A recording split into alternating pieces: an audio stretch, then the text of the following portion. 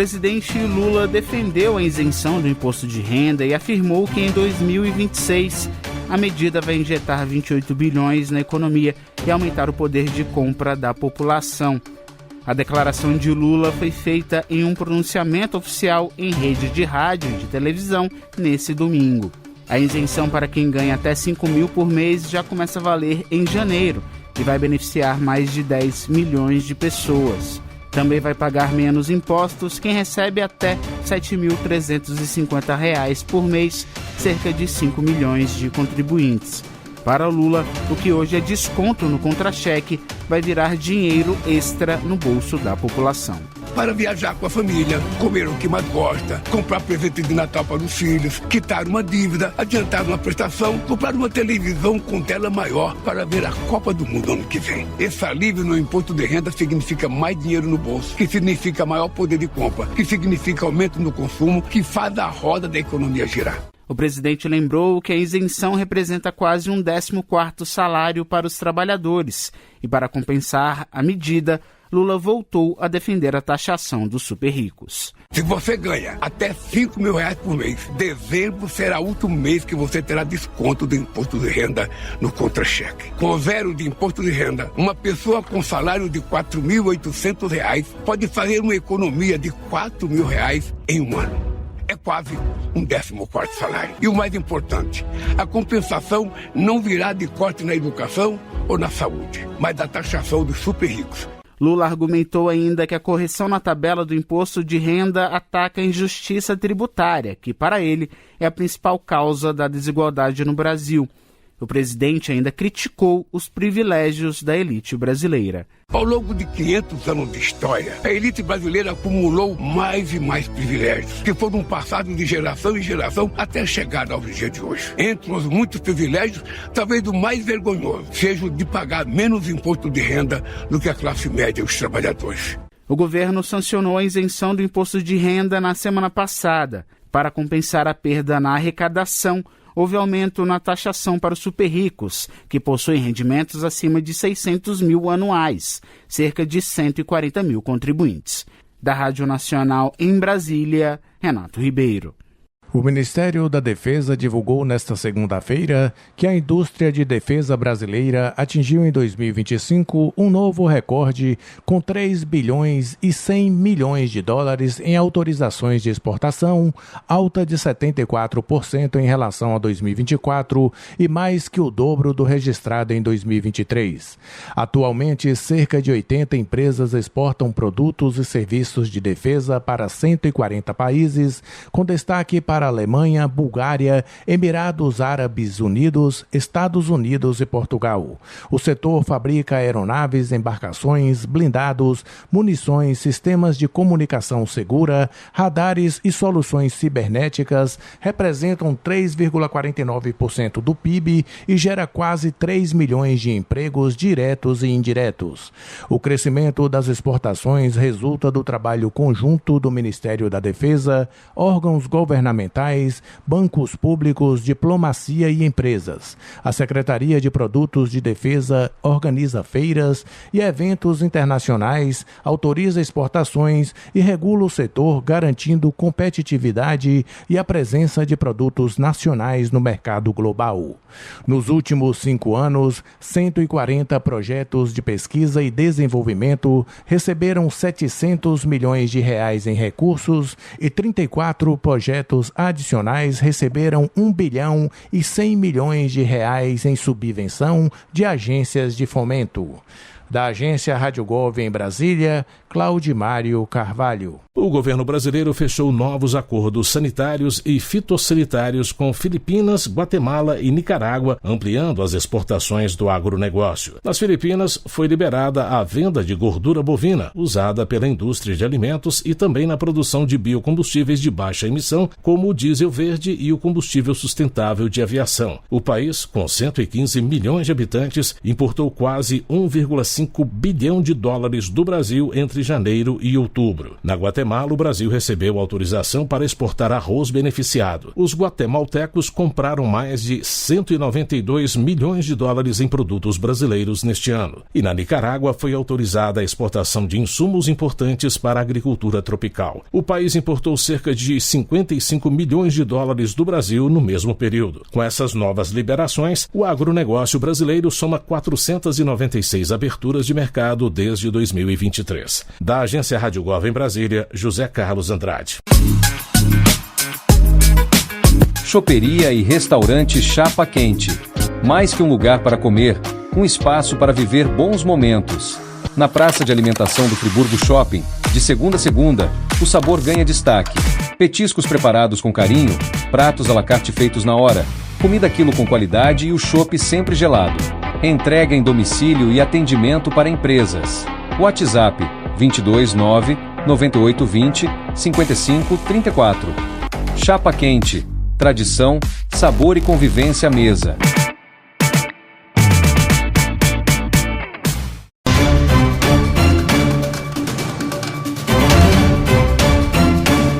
O Brasil tem 60,3% de adultos com excesso de peso, o equivalente a 96 milhões de pessoas, segundo estudo divulgado pelo Instituto Nacional de Cardiologia. O excesso de peso é considerado a segunda maior causa de morte evitável, ficando atrás apenas do tabagismo. Entre as doenças cardiovasculares relacionadas ao excesso de peso estão a doença arterial coronariana, incluindo o infarto, o AVC e a hipertensão. A obesidade é uma doença que não tem cura, mas tem tratamento e que deve ser feito logo cedo, alerta o médico endocrinologista Erialdo Pelúcio. A ausência de uma dieta adequada e a ausência de atividade física, o sedentarismo, isso vai provocando um acúmulo de gordura no corpo aos poucos.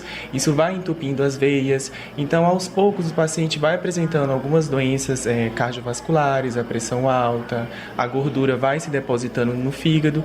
Então, o ideal mesmo é que você comece a tratar logo cedo, antes que surjam essas complicações. O levantamento do Instituto Nacional de Cardiologia mostrou que entre os jovens adultos de 18 a 24 anos, a prevalência de excesso de peso é menor do que entre os mais velhos, muito embora esse índice venha aumentando nessa faixa etária nos últimos anos. Para a nutricionista Ana Cláudia Ribeiro, uma alimentação balanceada e uma atividade física são fatores que podem contribuir diretamente no ajuste de peso e, consequentemente, da saúde. A nossa dieta é uma dieta muito rica em carboidrato, é muito rica em sal também, lembrando que o sal também faz a gente ter retenção e alterar a questão do peso, e a gente acaba priorizando mais o carboidrato simples do que necessariamente o carboidrato mais complexo, que seriam as frutas, mas além da dieta é a questão do sedentarismo, que também contribui com tudo isso. Então,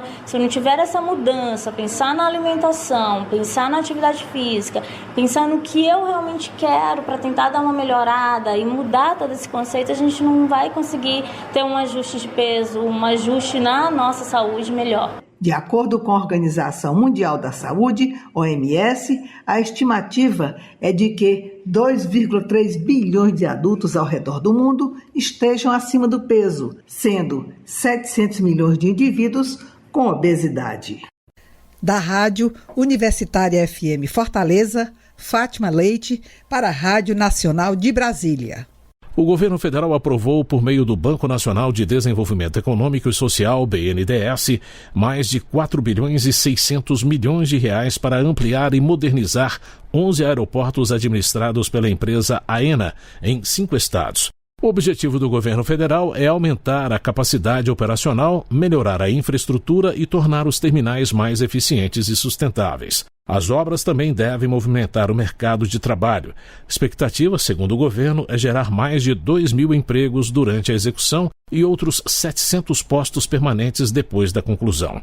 O maior investimento será no aeroporto de Congonhas, em São Paulo, que vai receber 2 bilhões de reais. O terminal de passageiros mais que dobra de tamanho e ganha novas pontes de embarque, além de ampliação do pátio de aeronaves e da área comercial. A previsão é que as obras terminem em 2028. Também vão ser modernizados aeroportos em Campo Grande, Ponta Porã e Corumbá, no Mato Grosso do Sul, Santarém, Marabá, Carajás e Altamira, no Pará, e ainda Uberlândia, Uberaba e Montes Claros, em Minas Gerais. Para esses, o prazo de conclusão é junho de 2026. Segundo o BNDES, a expansão deve melhorar o atendimento aos passageiros em regiões estratégicas e acompanhar o crescimento do fluxo aéreo no país. Da Agência Rádio Gov em Brasília, José Carlos Andrade.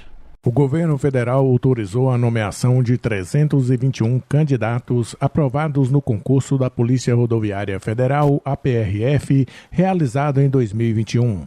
O decreto publicado nesta segunda-feira permite a convocação de excedentes que já concluíram todas as etapas do certame, desde que cumpram os requisitos legais previstos. A medida visa fortalecer a capacidade operacional da corporação em todo o país. De acordo com o decreto, as nomeações vão depender da existência de vagas disponíveis e da confirmação de que há orçamento compatível com a Lei Orçamentária Anual e com a Lei de Diretrizes Orçamentárias. Cabe ao diretor-geral da PRF verificar previamente todas as condições e editar os atos necessários para efetivar as nomeações. Com o reforço no quadro, a PRF amplia sua atuação nas rodovias federais, com impacto direto em ações como fiscalização, combate ao crime organizado, o enfrentamento ao tráfico de drogas e armas, prevenção de acidentes e apoio a operações integradas de segurança pública. A PRF é a responsável por divulgar os procedimentos complementares, incluindo cronogramas e orientações aos candidatos que vão ser nomeados. Da agência Rádio Gov em Brasília, Claudimário Carvalho. Reúna os amigos e a família e vá ao Bona Pizza. O funcionamento é de segunda a segunda até às 10 da noite. Localizado na praça de alimentação do Friburgo Shopping, o Bona Pizza oferece pizzas doces e salgadas, lanches rápidos, sucos e refrigerantes. Bona Pizza do Shopping da Praça. Telefone com WhatsApp 2523 3025. 2523 3025.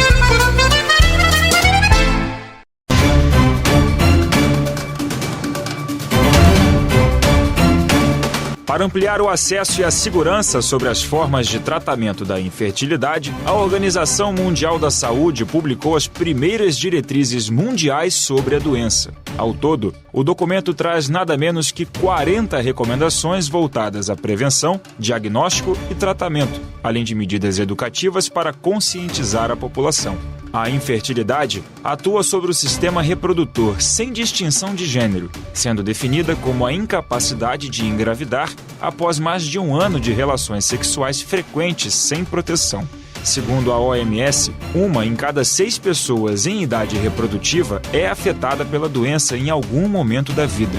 O médico urologista Irineu Farina Neto explica que a maioria dos casos ocorre de forma silenciosa, mas alguns fatores como idade e infecções podem influenciar na quantidade de ocorrências. A gente sabe que a idade é um fator fundamental. Sedentarismo, o estresse, alimentação inadequada, tudo isso são fatores importantes. Agora, quando ou homem ou mulher já tem alguma doença que pode causar infertilidade, por exemplo, varicocele no homem, endometriose na mulher, aí a gente deve, o quanto antes, começar uma investigação, porque isso pode ser um fator para a fertilidade. O problema é que não são todos que conseguem tratar ou detectar clinicamente a doença, pois os valores são extremamente elevados. E em grande parte dos países do mundo, apenas os pacientes bancam os gastos. No caso do Brasil, o SUS até oferece serviços gratuitos de reprodução assistida, mas são poucas vagas, o que alonga o tempo de espera nos hospitais capacitados para realizar os serviços. Irineu Farina afirma que as diretrizes da OMS são um marco para a universalização das práticas na área e para a criação de mais políticas públicas eficazes. Qualquer um no mundo consegue ler o manual, entender os fatores. Realmente é um fator muito importante para a gente poder democratizar o acesso tanto dos profissionais de saúde quanto dos pacientes. A gente sabe que ainda é um tabu na sociedade e que a gente precisa de políticas públicas para incentivar, educar os pacientes, os profissionais de saúde e para que os pacientes possam ter acesso a esse tipo de tratamento. A expectativa da OMS é de que as diretrizes sejam enquadradas nas políticas de cada país, para que sejam adequadas às suas realidades. Sob supervisão de Vitória Elizabeth, da Rádio Nacional no Rio de Janeiro, João Barbosa. As carretas de saúde da mulher do programa Agora Tem Especialistas completaram o primeiro ciclo de 30 dias com 26 mil procedimentos realizados, zerando filas de mamografias e exames ginecológicos em 7 municípios. Em Ribeirão Preto, São Paulo, onde funcionou a primeira unidade oftalmológica, 720 pessoas recuperaram a visão após cirurgias de catarata. As unidades móveis atuaram em 32 cidades do interior e regiões periféricas com alta demanda por atendimento especializado. O Ministério da Saúde destacou que o programa acelera o diagnóstico precoce e o cuidado com a saúde das mulheres. Entre os 26 mil procedimentos, 60% são voltados ao câncer de mama e exames ginecológicos. Além disso, 1.128 teleconsultas foram realizadas, ampliando o acesso a especialistas e reduzindo a necessidade de deslocamento.